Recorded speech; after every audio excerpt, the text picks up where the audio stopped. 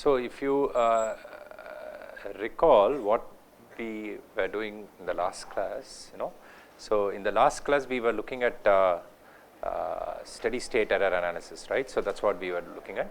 So, let us say we consider the standard negative feedback system whose block diagram is represented like here, right. So, here G of s was essentially C of s times P of s, right.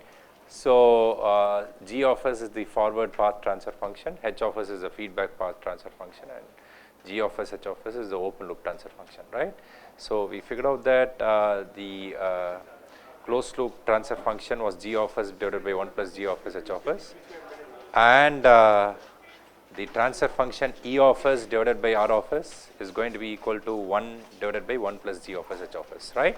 So, those are the two critical transfer functions that we are going to be interested in, and using this we got that E of s is R of s divided by 1 plus G of s H of s, right. So, that is something which we are going to look at in detail today, and using the final value theorem, the steady state error, which is essentially nothing but limit t tending to infinity E of t, is limit s tending to 0 s times E of s, which is given by limit s tending to 0 s times R of s divided by 1 plus G of s H of s, right. And we discussed that if G of s H of s were to take this generic form as shown here, we can always rewrite it in this form, right. Some k times some numerator polynomial whose constant term is 1 divided by s power capital N times a denominator polynomial whose once again constant term is 1, right. So, that is something which we discussed in the previous class, and depending on the values of n, okay. So, we call the corresponding system as a type n system, okay. In general, it is what is called as a type n system. So, if n is 0, it is called type 0, if n is equal to 1, it is called type 1, and so on, right. So, and today we will see what is the what to say at least concept that we associate with this value of capital N, right.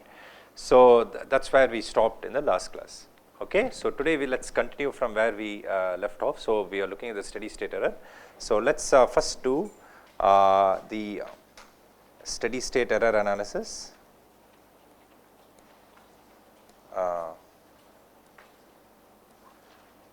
to a unit step reference input, okay. So, that is what we are going to do to begin with.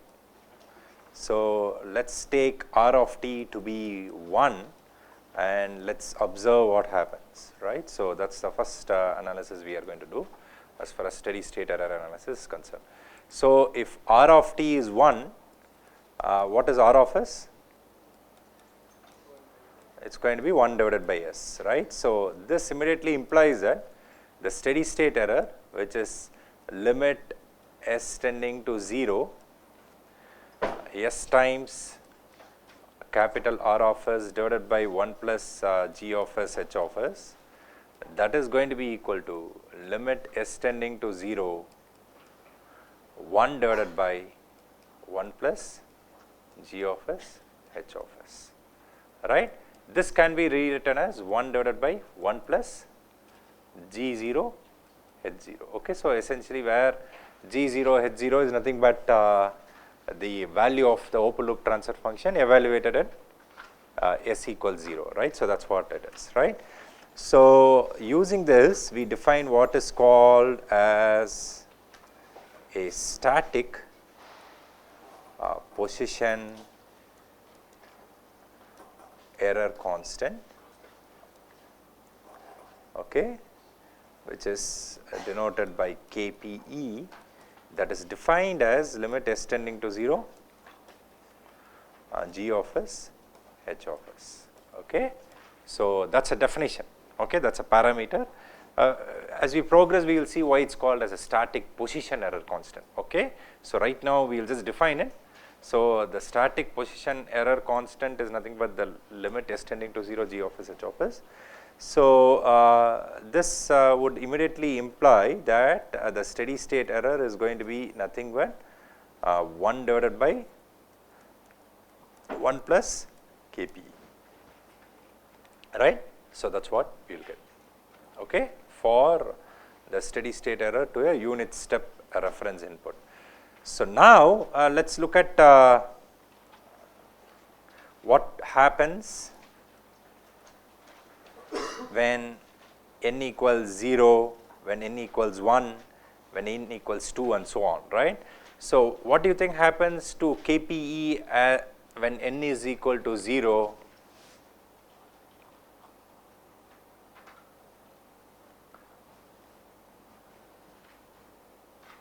When capital N is equal to 0, so that means that in the open loop transfer function, I am not going to have an just factor of s or any higher orders of just s in the denominator, right. So if I take the limit as s tending to 0 of g of s h of s, what will happen? I will get only k, right. So because s power n is not there, right, because capital N is 0, am I correct? So when capital N is 0, so I will just get k times b naught hat s power m all the way till 1 divided by a naught hat s power p all the way till 1, okay. So of course p becomes equal to small n then, right. So then you immediately see that if I take the limit s tending to 0, what happens? I get k, okay, which is what is called as open loop gain, okay. We will see, we will encounter it later, okay. So that is what we are going to get, and as a result, what is going to happen to the steady state error? We are going to get it as 1 divided by 1 plus k, okay. Is it clear how we got it as 1 divided by 1 plus k? Because KPE becomes equal to capital K. Now if n is equal to 1, what do you think happens to the value of KPE? If n is equal to 1, what do you think happens to the value of KPE as s tends to 0?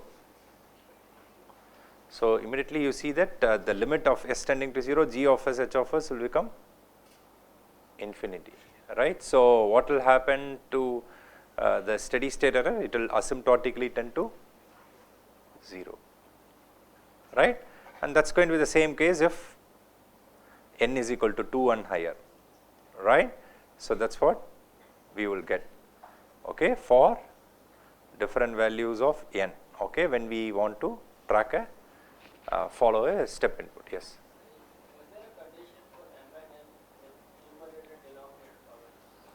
Anyway, we are considering causal systems, right. So m is less than or equal to small n, okay. Capital N plus p is equal to small n, okay. So that is, those are the constraints that we are. So please note, like, see, of course from here onwards I am not going to tell all the adjectives before the word system, right. So that we looked in the first few classes, right. Throughout this course we are going to be interested in single input, single output, linear time invariant, causal, dynamic systems, okay. That is frozen, right, unless otherwise I say so, right.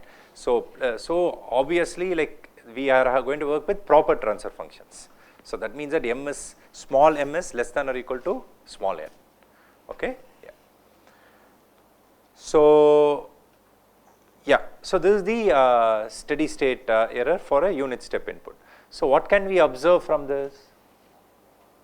What can we conclude?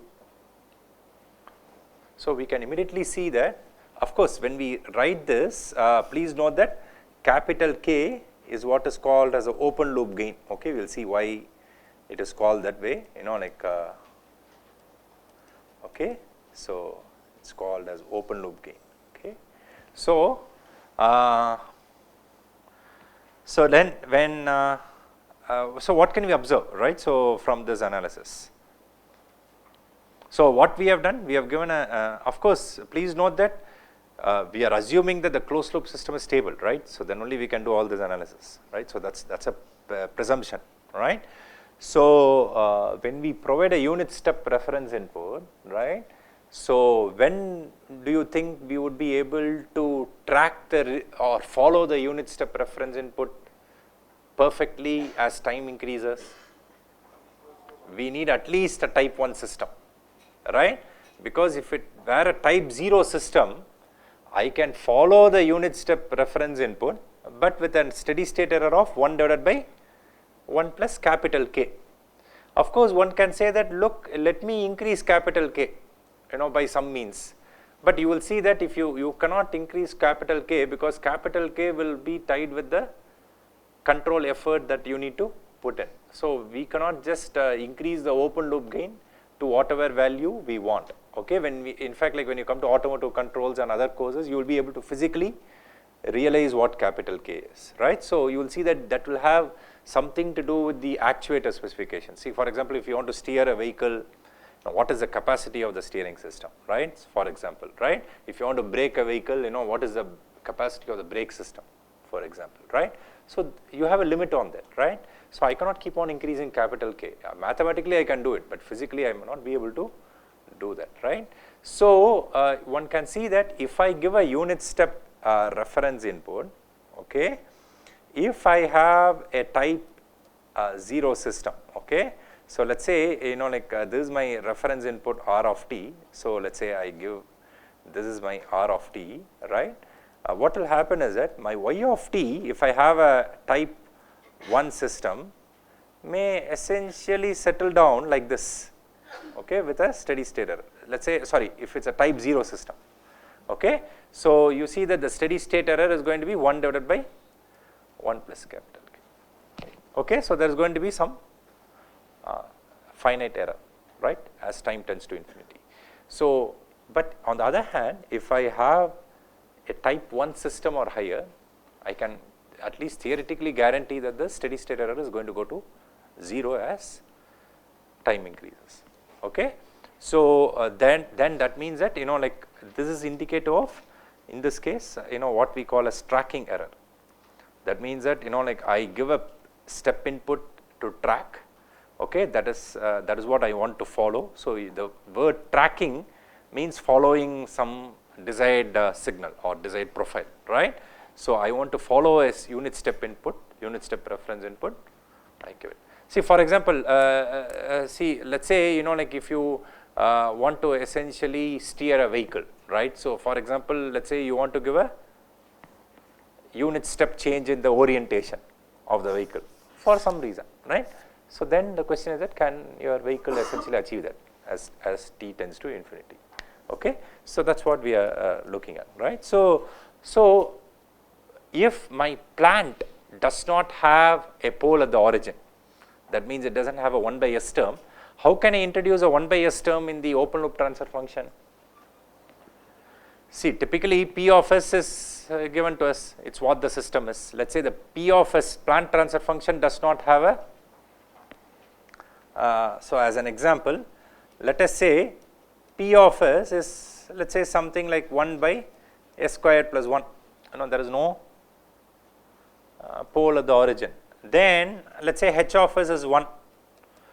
Then how do I introduce what to say, let's say, let me put it this way, s squared plus s plus 1, okay, for example, right? So then how do I introduce a pole, there is a pole at the origin or a 1 by s term to make it type 1? I need to use an integrator, right, in the controller block. Okay, so that's what we discussed, right? So I told you that integral control can guarantee you 0 steady state errors if you want to essentially follow step inputs, right? So now you can observe why, right? Suppose, so that's why we need to take it with a pinch of salt. Okay, we need to look at these things very carefully.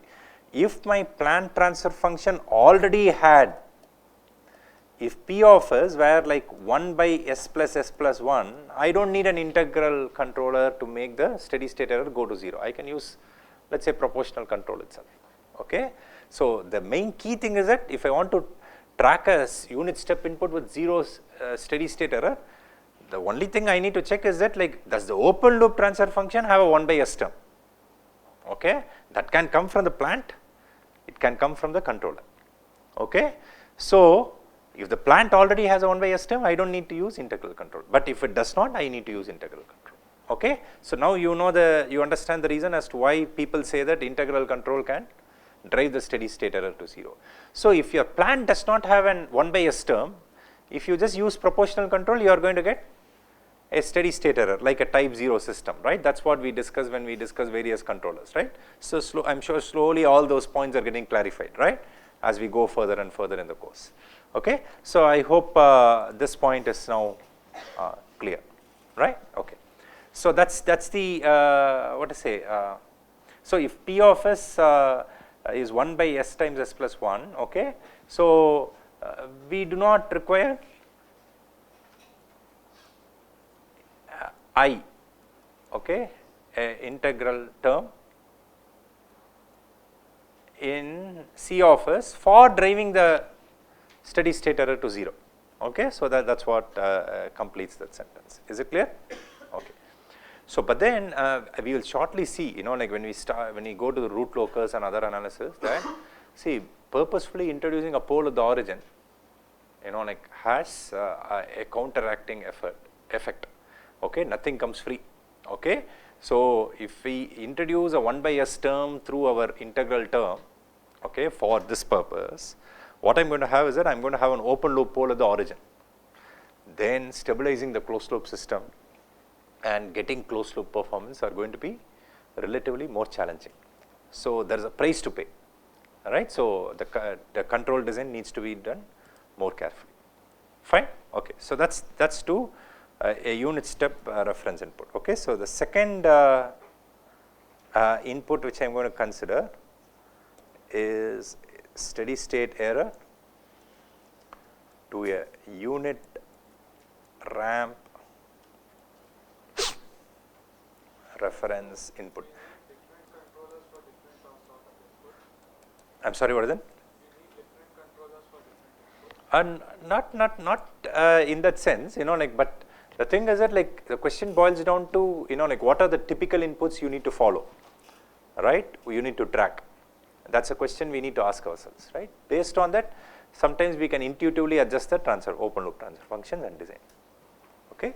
So, the design goes both ways, you know, like, see, for example, in one of the recent work we did, you know, we looked at the data and then hypothesized the transfer function, you know, like, because based on this analysis we know what structure will satisfy or fit the data, right. So, it is a two-way process, right. So, just not that, you know, we always go one way, you know, like, and do a universal control design, no.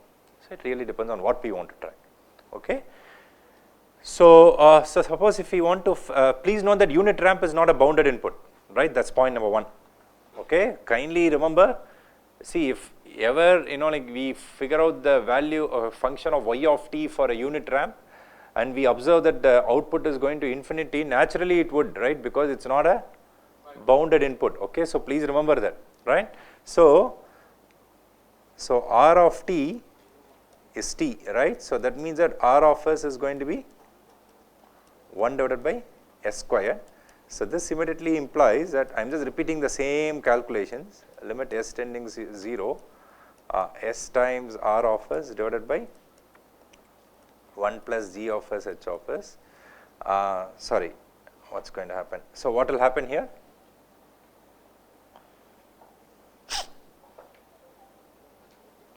I will get limit s tending to 0, s times 1 by s squared, right. So, 1 s will get cancelled, I will be left with one more s term. So, this will give me limit s tending to 0, 1 divided by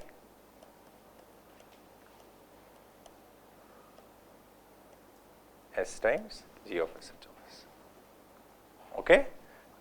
So, then the term static velocity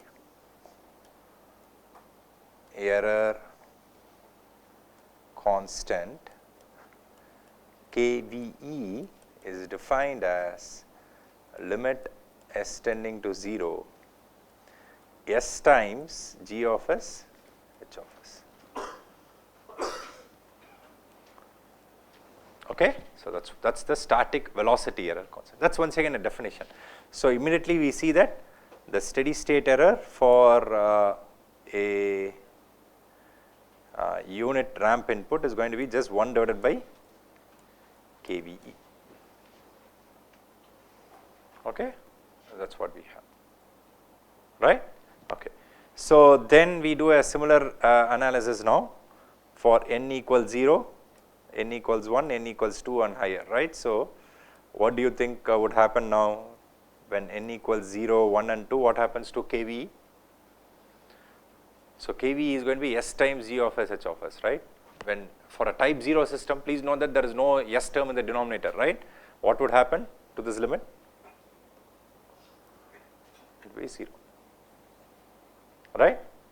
Please remember, what is the structure of G of S H of S? This. So for a type 0 system, S power n capital N term does not exist, right. You multiply by S, take the limit S tending to 0, you are going to get a limit S tending to 0, S times K, that is going to be 0, right. So that is why we got KVE as 0 for a type 0 system. So the steady state error is going to tend to infinity, right. So it is going to become very, very large as we go on. Yes. Unbounded input. Okay. So sometimes you may want to track it. Okay. So sometimes you may want to track a ramp. Okay. The question is that what structure I need. Okay. So that's the objective of this analysis, right. So we'll see that, like it's not a very simple straightforward problem, right. It really depends on what you want to do in practice. In some applications, let's say you want to track a signal, like which goes like a ramp and maybe then reach a steady state. What structure would you want to essentially track it very closely, right. So you can see that with a type 0 system, we are not going to we are going to have a significant steady state error, right. So and as t, if you maintain the ramp forever, your steady state error is going to go to infinity. That's what we can observe. Is it clear? Now with a type 1 system, what will happen to KVE? Type 1 system means there is a S term in the denominator. So you multiply by S, the S and S will get cancelled, right. So as you take the limit S tending to 0, what will happen to this KVE? It will become capital K, the open loop gain, right. So what will happen to the steady state error? It will become 1 by K, right, correct. So type 2 KVE will be infinity, type 2 and higher, and consequently the steady state error will be 0. Okay. So what this means is that, like, if I want to track a signal which goes like a ramp, if I use a type 0 system, then I am going to get very high errors, right, tracking errors. Okay. Of course, if the ramp is only for a finite duration, then we may still live with that error, right. But if I have a type 1 system, at least I can get reasonable tracking, okay, with a steady state error as 1 by K, capital K. Okay. Of course, higher the value of open loop gain, lower will be the steady state error, but once again the same constraint comes in, right. If you increase capital K, there is a cost as far as the control effort is concerned. Okay. And if you have type 2 and more, theoretically you are guaranteed that the steady state error will tend to 0. Okay. So that's the thing, right. So but obviously if you want to track a ramp with 0 steady state error, you need a 1 by S squared term in the open loop transfer function, right. So that's like a double integrator, right, and you introduce 2 open loop poles in the origin, right. So then we will see that it becomes progressively more and more difficult to in fact stabilize the closed loop system. Okay. So we'll look at those constraints, right. So but this is what you have. But another reason why I am doing this analysis is also to introduce you to these terms: static velocity error constant, static position error constant, and what is called a static acceleration error constant, okay, which we are going to come to now, right.